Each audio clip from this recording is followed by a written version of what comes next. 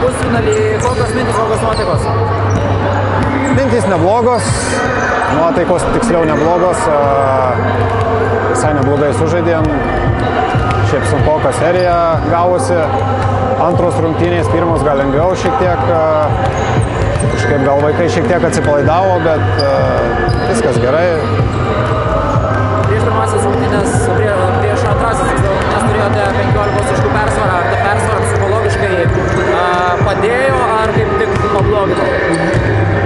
Kažkiek gal vaikam pakiša koją tą persvarą visą laiką turbūt, kai pirmos varžybos šiek tiek, sakykime, lengviau gaunasi, sužaidžiam geriau, tai žino, kad yra ta persvara ir automatiškai būna psichologiškai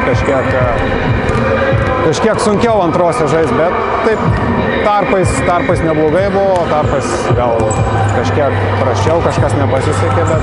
Sakykit, ar jau teko laiko pagalvoti apie pusfinalį šiek tiek ir apie laukiamą varžovą? Ne, kažkaip negalvojom, galvojom apie einamas rungtynės, apie pusfinalį galvosim šiuo metu, ateityje.